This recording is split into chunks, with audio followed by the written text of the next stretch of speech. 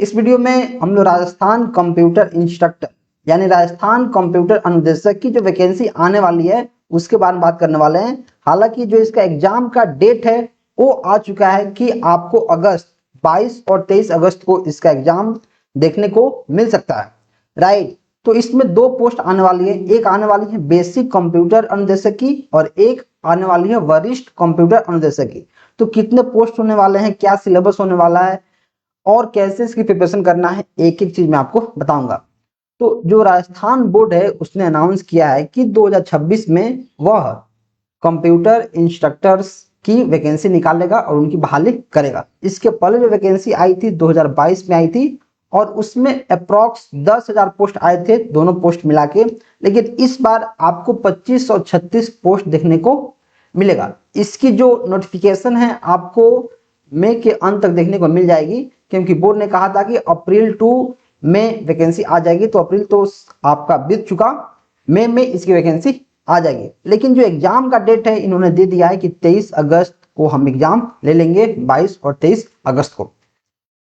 तो जो basic computer instructor है उसकी 2214 पोस्ट आने वाली है और जो सीनियर कंप्यूटर इंस्ट्रक्टर है कंप्यूटर इंस्ट्रक्टर उसकी 322 पोस्ट आने वाली है, जो आपको उसके वेबसाइट पर देखने को मिल जाएगा।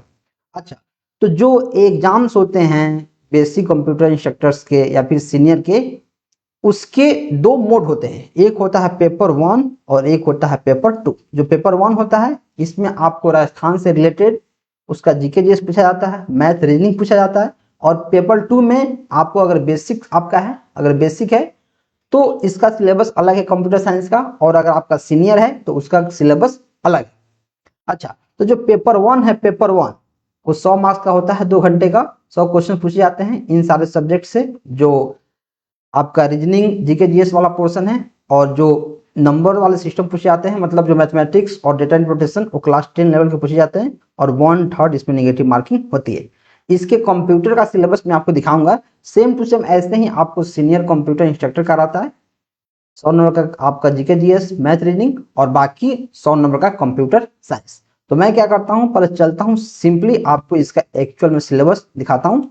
तो देखो ये हमारे पास है, मैं क्या करता हूँ एक मार्कर यहाँ ले लेता हूँ। हाँ, ये हमारे पास है बेसिक कंप्यूटर इंस्ट्रक्टर का सिलेबस जो पेपर 1 का है, और पेपर 2 में आपको देखने को मिलेगा जो कंप्यूटर साइंस का पेपर है वो, जैसे fundamental of computers, data processing, programming language, DSA, computer organization, networking, network security, ऐसे ही आपको देखने को मिलेगा। ये बेसिक का हो गया।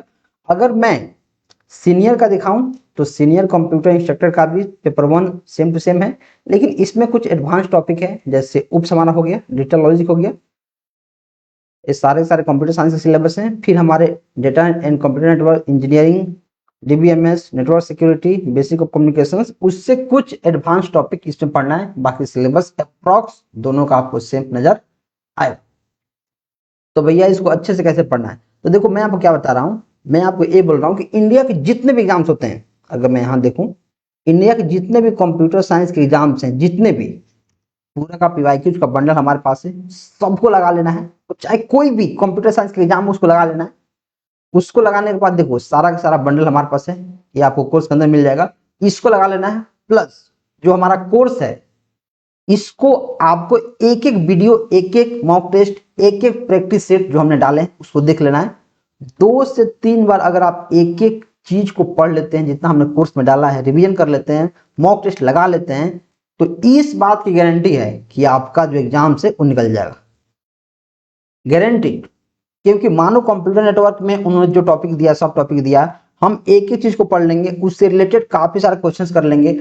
अलग अलग जो एग्जाम्स हैं, अलग अलग एग्जाम्स, उसके हम एमसीक्यू लगा लेंगे, तो फिर बचेगा क्या, फिर क्या बचेगा, एक एक चीज हम पढ़ सकते हैं, राइट। तो आपको सिंपली क्या करना है, रोजगार लॉजिक सीएस ऐप को डाउनलोड करना है, उसमें जाके इस कोर्स को इनरोल करना है, और कोई भी अगर आपको डाउट आए तो आपको इस नंबर पे मैसेज करना है।